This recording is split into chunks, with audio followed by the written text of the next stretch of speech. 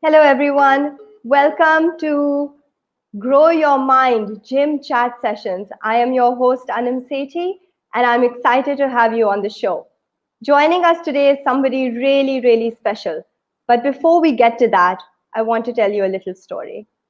How did gym really come about?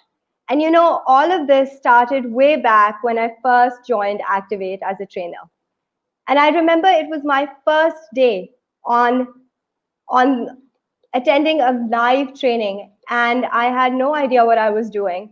And I walked into the room, and stood in front of me was founder and lead trainer Omar Khan. And Omar was talking about something that really hit home for me.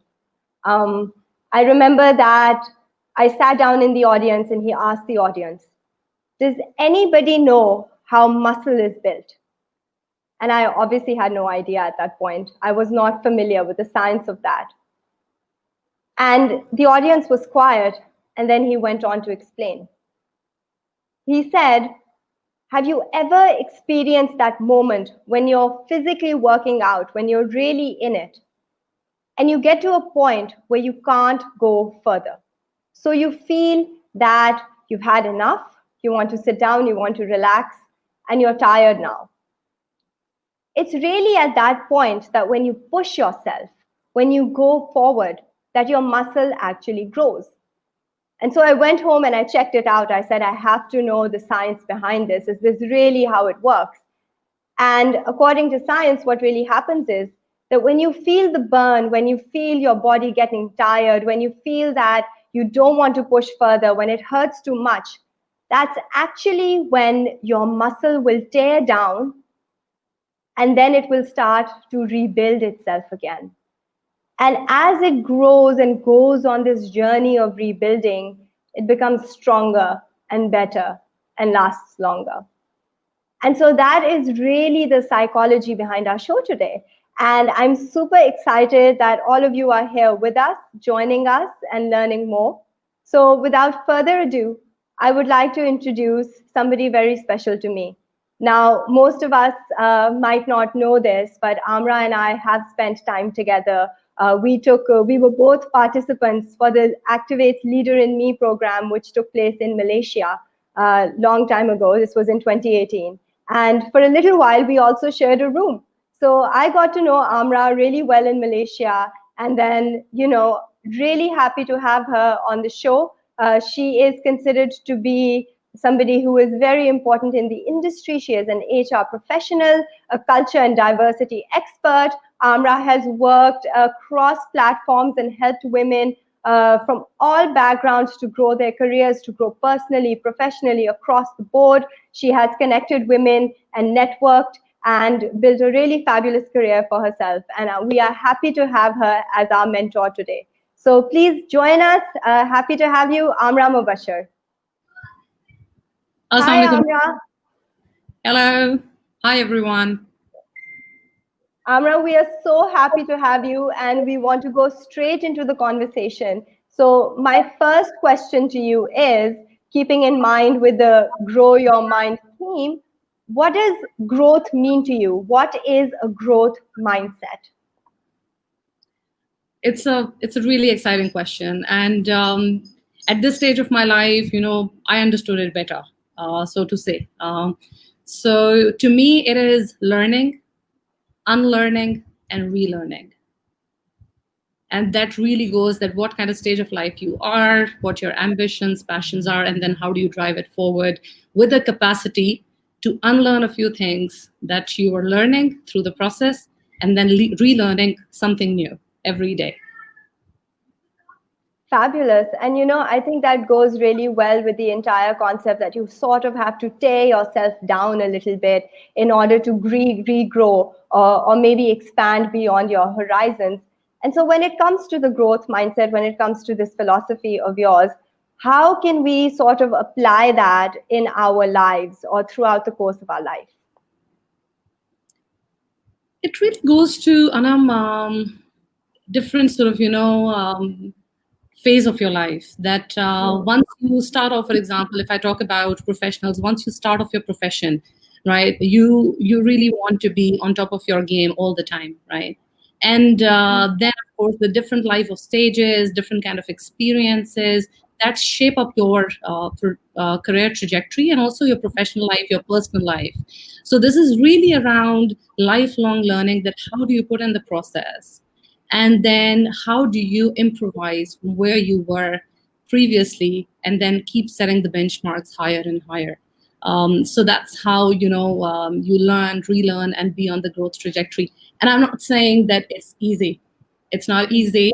There will be a lot of experiences that will come your way, which will shape up who you are, and that's the beauty of this whole process. Lovely. I really agree with that because I think that as young professionals, we really do go through many stages in a very short period of time sometimes. And currently, I feel that that kind of pressure to be growing and to be constantly learning and to be expanding weighs heavily upon us. And that can sometimes really derail us from where we want to be. So, what would you then say to somebody who is now feeling the pressure of having to learn and grow, especially at a time where that is maybe perhaps all you can do? Yeah, the thing is that you need to sort of continuously evolve yourself. So what happens generally, that we become very work focused, right? So if I talk about myself as well, that sometimes the in the professional life you become very work focused, and most of the time the work grows on you. And when it grows on you, and then you enter into different kind of challenges, then you see that you also need to reshape up yourself alongside that you are focusing on the work. So maybe I would bring now the sort of anecdote that how work-life balance and self-compassion came into my life then. So back in 2015, with all these, learning and doing and practicing brought me to a certain point where I had kind of an aha moment of my life, where I felt that it's time for me to kind of take a little bit of backseat and look into what I'm doing and then recarve a little bit of things. So that was where unlearning process comes in. A lot of times, people come to me and they say that in our professions we feel stuck. I want to do more. I want to experience more. And this is something I also resonate with a lot, because this is one thing I also used to juggle a lot with. But then that is a beautiful stage. If you are at that stage where you feel that you're stuck, it's a beautiful space to be in, because that's the time when you can revitalize yourself with some new muscle building. Maybe you need to change the exercise regime, right? You need to give a shock to your body by getting into a different regime. And then seeing the pleasure of life in maybe other things that maybe you were not contemplating on, maybe that you were distancing yourself with. So I think that's where the beauty is. So that's where you continuously kind of not only focus in one direction, but then take a 360 look at and reinvigorate yourself. Lovely. And so to recap what you've just said, because I think for me, it really rings true. I see myself in that situation as somebody who is now kicking off her career. And I see that I can find myself and put a lot of pressure on myself. And with that kind of a feeling and that kind of a mindset, being stuck, especially in these times, cannot feel so beautiful after all. And I really appreciate the advice to then go out and explore.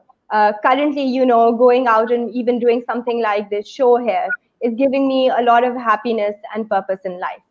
And so that energy that you get from pushing yourself out of your comfort zone and maybe exploring, really does ring true. But I do want to dig deeper a little bit here. So as somebody starting out, when you were a young professional and you were probably doing your first job or were about to join your first job, had just graduated from college, what were some of the fears or the worries that you had going into the industry? Anam, I think when I look back, I think the fear part kind of kicked in a little later, to be honest. When you're starting off, you have a lot of energy, you have free time, you can focus on one thing. that's a time where you really go in with all the energy and all the ambition, and you fuel up yourself to do and accomplish those things that you're just entering into. I think my experience was also such. So after coming back from Warwick, doing a research associateship at LUMS with amazing faculty, my first job was at Tetra Pak, and that was in Lahore. And it was amazing. Then meeting new people every day. There was like I never had to think about that. It was all very beautiful picture around me, and I understand that I do understand here that it does not happen to everyone. Not everyone, not every graduate starts their career from multinational companies and or good employers or being surrounded with good people. I think now looking back, in a profession of more than 16 years, the most important thing becomes then what kind of people you work with, what kind of people you surround yourself with, those kind of relationships that you enjoy, right? Because 70% of our lives are spent in the office. So how are you, what kind of relationship you're harnessing? Is it your relationship deepening with the people around you? What learning is it's coming from other people towards you? That really kind of takes you and shapes who you are, not only at a professional level but also as a personal level. So I think starting point also, relationships become very, very important. The kind of people around you become very important. What kind of people or work also that you want to work with, and the kind of work you enjoy. Those are kind of the things that you will be lucky if you get to know those kind of bits right in the beginning of your career, because then you can carve out your career trajectory basis those choices. Absolutely, Amra. And so I definitely agree with you in that respect. It's funny how some of our experiences are similar, because when I graduated from college and I worked in Washington, D.C. for a little bit of time, but then I moved back to Pakistan and I also did a lot of research work at LUMS. And my first job, luckily, after that was Activate. And again, I understand that feeling of being excited and fresh, but as time goes on, life happens to you. And sometimes you need to regroup and reanalyze. For example, even the situation right now, I don't think anybody was expecting that in 2020 we would have a worldwide pandemic. But again, that kind of resilience really comes from being able to take the right steps. So when it comes to building relationships then, and it comes to maintaining those relationships despite whether times are good or bad, what are some tips or tricks that you can tell us as somebody who is a specialist in learning and development that can help us really, really connect with people deeply?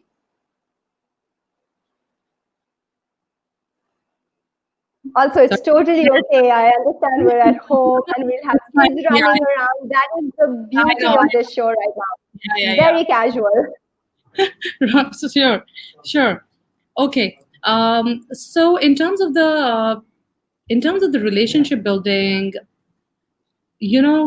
relationships become everything in your life. As you go through the different stages of your life, as life happens to you, you understand that relationships become far more critical than ever. And let it be relationships like having coaches within the workplace, having mentors outside the workplace who are part of maybe the industry or part of your profession. Also, the relationships that you have with your team. If you're leading a team, what kind of relationship you enjoy with your team, what kind of relationship you enjoy with your seniors, with your peer group, that becomes very important in your professional setups.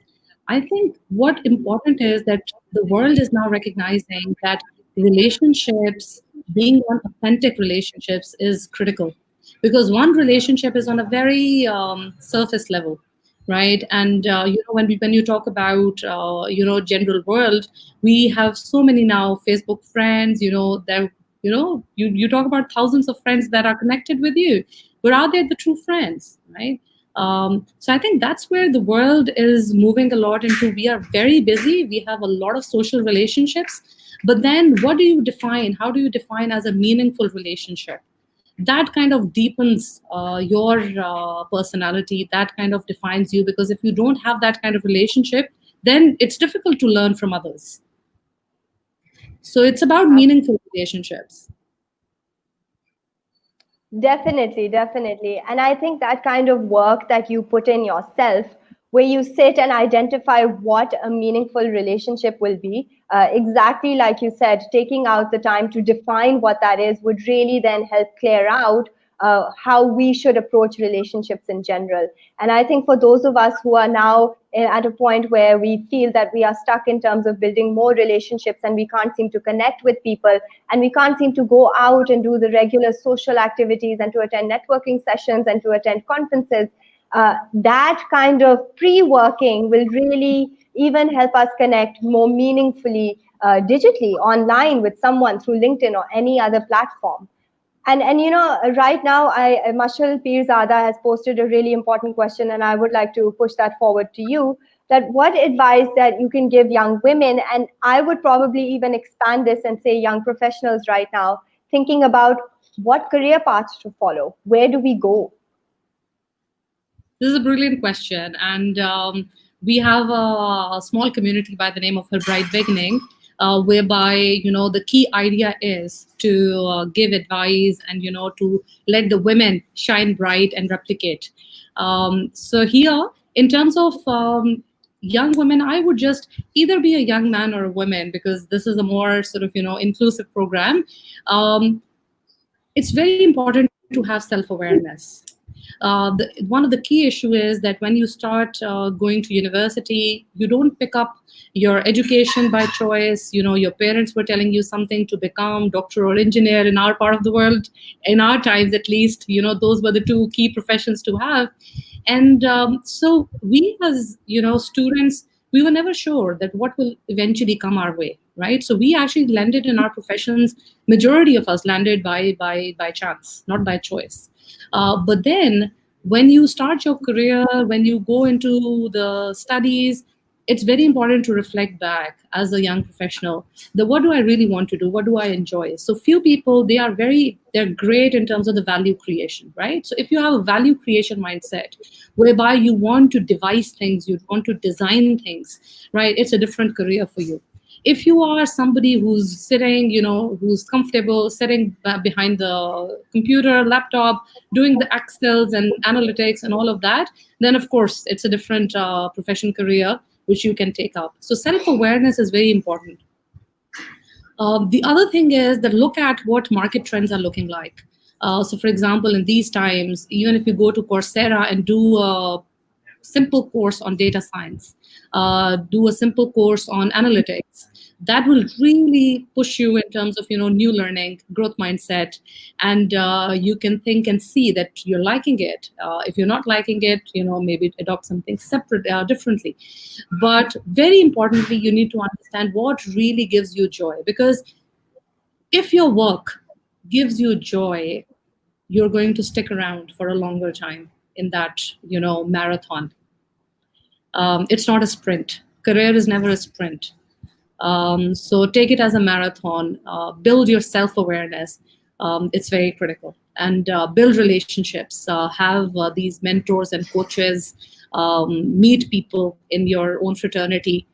Make sure that you're going outside. You're meeting people. People are knowing you.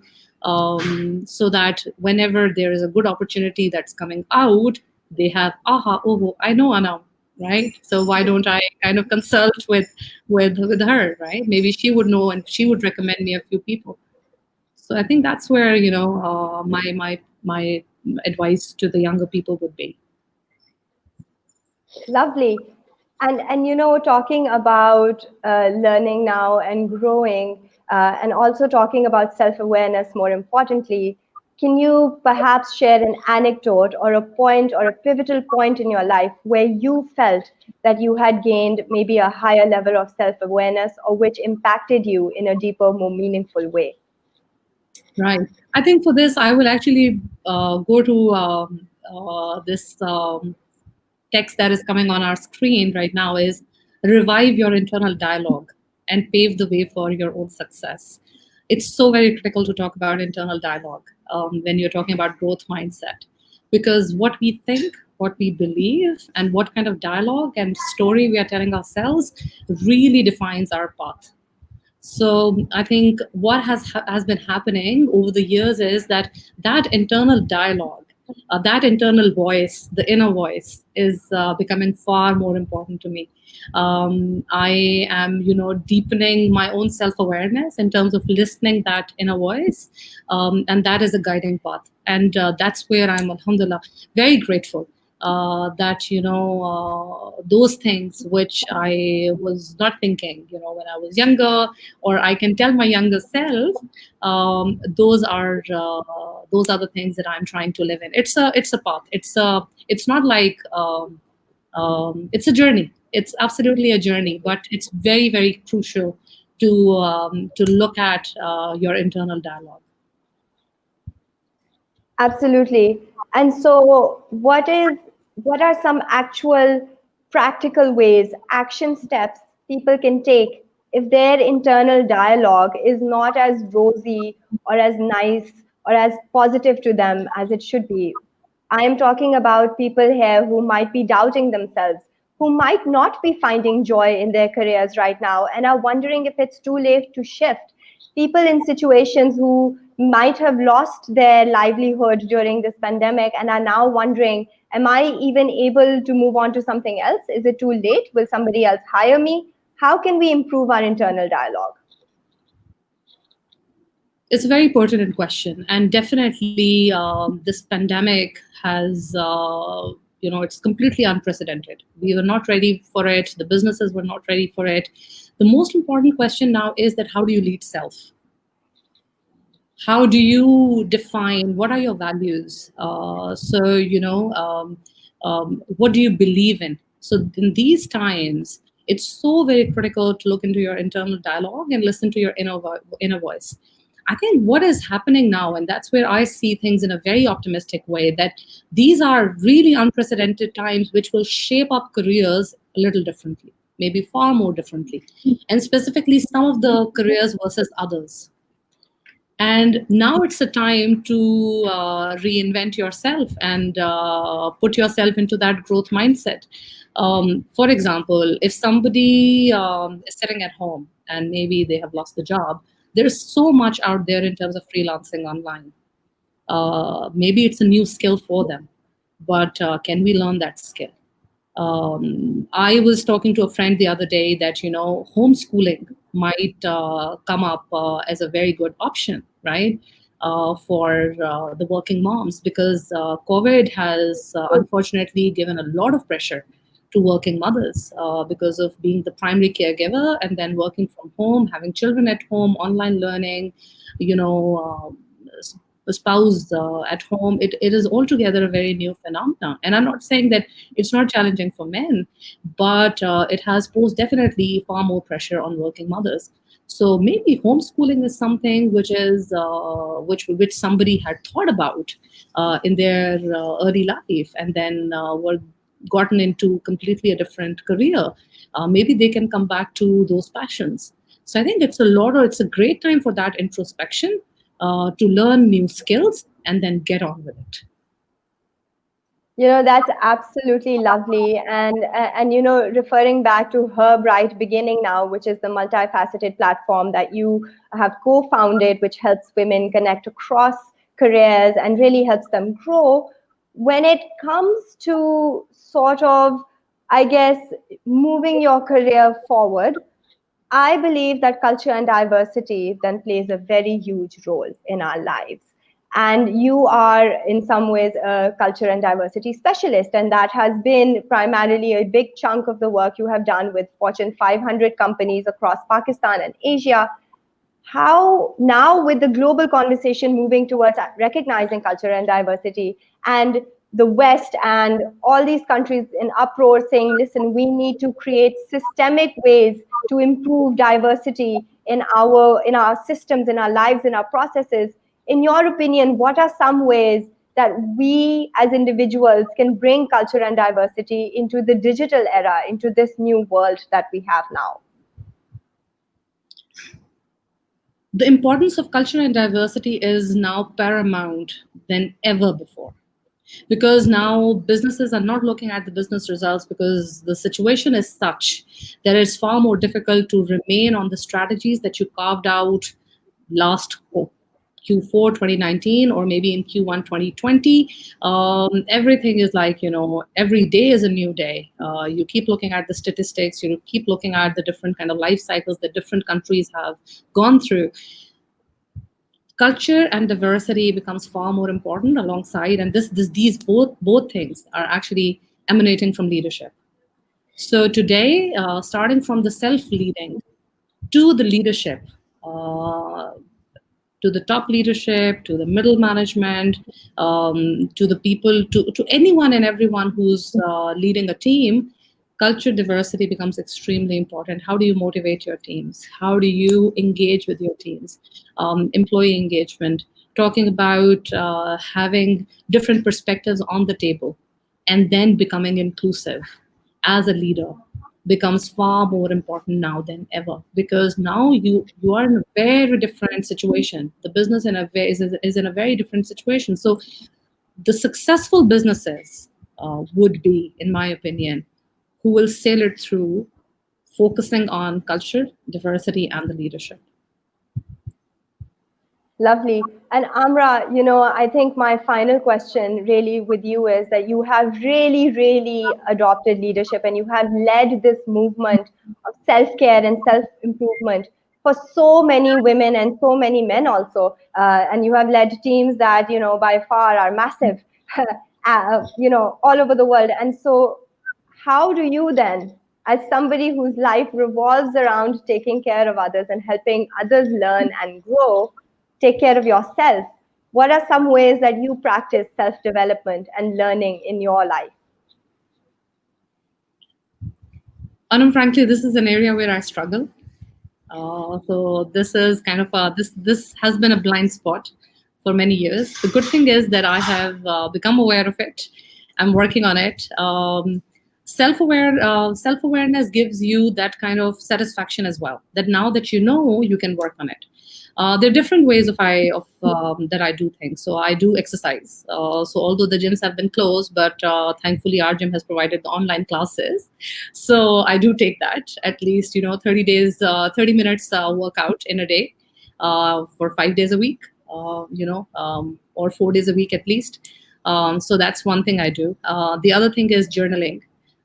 So every night or early morning, I do journaling in terms of looking at how the day passed, what are the things which were good, something that kind of bogged me down, and then writing gives me a lot of peace. And then, of course, on the platform that we have, I like to share things with the community. So that's where I think the self-love and compassion comes in.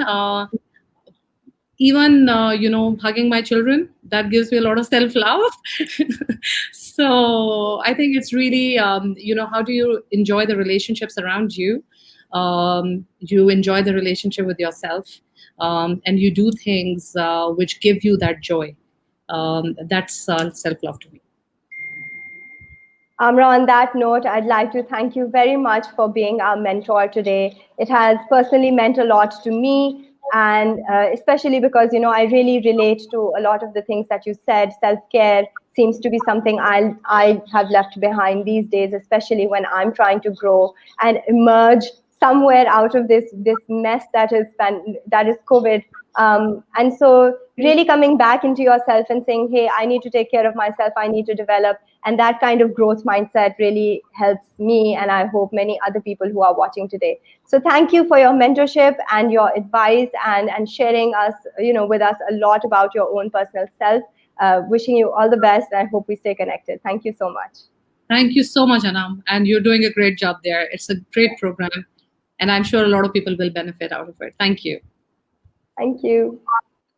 All right, so that was the wonderful Amra Mubashir. I really hope that you were able to get something out of that, like I was. Currently, and in these times, I really relate to some of the things Amra said about putting a lot of pressure on ourselves to be the best that we want to be. and really forgetting along the line the balance that we need to maintain between relationships, between growth and learning, between bringing joy into our own lives. And with that kind of a internal dialogue, I do believe that we can push forward and survive these challenging times that we all seem to have accidentally found ourselves in. You know, before I end the show, there is something I want to request from all of you. And that is a little exercise for you to better understand this concept of tearing down your muscles and tearing down your mind and regrowing better and stronger with that. So for this week, I would request all our viewers to go out and work out. Perhaps you can do something like Amra does, where you can sign up with a gym and take online classes. There is tons of stuff on YouTube. You can go for a walk, you can go for a jog, you can get your kids and your family involved. Any way you want to. Get into the physical workout spirit and really try to push yourself past the point of enough. So when you think you've had enough and it really hurts and it burns, try to do that one extra rep. Run for another 5 minutes. Do that extra push-up, that extra pull-up, that extra bicycle curl, the crunch, the weights. Really push yourself and feel your muscles tearing apart and rebuilding. I think that kind of physical sensation really ties into how you can grow your mind. And when it comes to self-awareness, if you know how it feels physically and it hurts, then you know how to carve the way forward. So thank you very much for joining in. This was Grow Your Mind. I will see you next Saturday at 3 p.m. Signing off, this is Anam Sethi. Bye.